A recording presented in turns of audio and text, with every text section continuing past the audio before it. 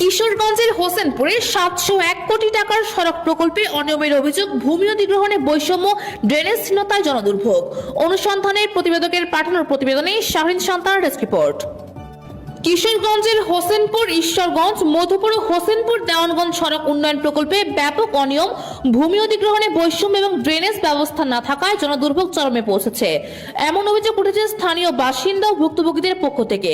প্রায় 701 কোটি 53 লাখ টাকা ব্যয়ে বাস্তবায়নাধীন এই প্রকল্পটি সড়ক ও জনপথ অধিদপ্তর সহজ দুটি প্যাকেজে বাস্তবায়ন করছে। প্রকল্পের আওতায় সড়ক প্রশস্তকরণ, মজবুতীকরণ, নতুন সড়ক নির্মাণ, রিজিড পেভমেন্ট, সেতু, culvert, RCC, you drain O palisading নির্মাণের কাজ অন্তর্ভুক্ত রয়েছে। প্যাকেজ 1 ও প্যাকেজ 2 মিলিয়ে মোট প্রায় 17 কিলোমিটার নতুন সড়ক, 2টি সেতু এবং 38টি কালভার্ট নির্মাণের কথা রয়েছে। মনিটরিং টিমের পরিদর্শনে দেখা গেছে, উভয় প্যাকেজে কিছু কালভার্ট নির্মাণ সম্পন্ন হলেও সড়কের শোল্ডারে মাটি ভরাটের কাজ মানসম্মত নয়। প্রয়োজনীয় কম্প্যাকশন না থাকায় ভবিষ্যতে সড়ক ক্ষতিগ্রস্ত হওয়ার আশঙ্কা প্রকাশ করেছেন মনিটরিং টিমের সদস্যরা। হোসেনপুর নতুন বাজার এলাকায় প্রায় 500 মিটার রিজিড পেভমেন্ট নির্মাণ করা হলেও ড্রেনেজ ব্যবস্থা না থাকায় সামান্য বৃষ্টিতেই জলাবদ্ধতার সৃষ্টি হচ্ছে, যা ব্যবসায়ী ও পথচারীদের চরম ভোগান্তিতে ফেলছে। প্যাকেজ 1 এর আওতায় একটি পিসি গার্ডার সেতু অ্যাবার্টমেন্ট ওয়াল নির্মাণ শেষ হয়েছে। প্যাকেজ 2 এলাকায় বিদ্যমান বেইলি সেতুর স্থলে নতুন সেতু নির্মাণে পাইলিং কাজ চলমান। এ সময় মনিটরিং টিম নির্দেশনা দেয়, নির্মাণকালীন সময়ে বেইলি সেতু সচল রাখতে হবে, যাতে সাধারণ মানুষের চলাচলে কোনো বিঘ্ন না ঘটে। প্রকল্প বাস্তবায়নের জন্য নতুন সড়ক ও বাঁক সরলীকরণে ভূমি অধিগ্রহণ অপরিহার্য হলেও কিশোরগঞ্জ অংশে বর্তমানে 2টি ভূমি অধিগ্রহণ মামলা চলমান রয়েছে।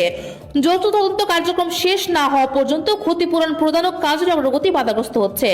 ময়মনসিংহ অংশে জেলা ভূমি অধিগ্রহণ কমিটির ডিএলএসি সভা অনুষ্ঠিত হলেও এখনো চূড়ান্ত সিদ্ধান্ত আসেনি। ভুক্তভোগীদের অভিযোগ, ভূমি অধিগ্রহণে চরম বৈষম্য করা হচ্ছে।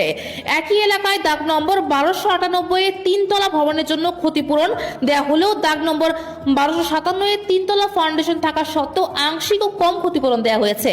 স্থানীয়দের দাবি, একই দাগে একাধিক মালিক এ বৈষম্যের শিকার হয়েছেন, যা সংগঠিত অনিয়ম ও দুর্নীতির সঙ্গে ইঙ্গিত বহন করে।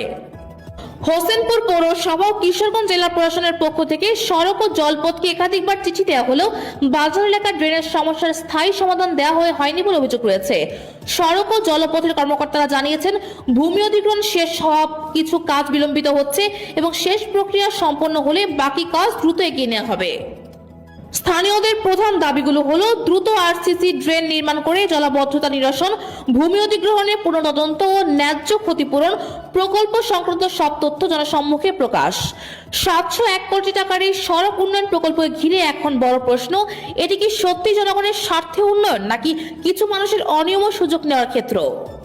সংশ্লিষ্ট কর্তৃপক্ষের স্বচ্ছতা ও জবাবদিহিতা না বাড়লে এই প্রশ্ন আরো জোরালো হবে বলে মনে করছেন সচেতন মহল। প্রতিবেদনের পরবর্তী পর্বে প্রকল্প সংশ্লিষ্ট আরো তথ্য নথি প্রকাশ করা হবে।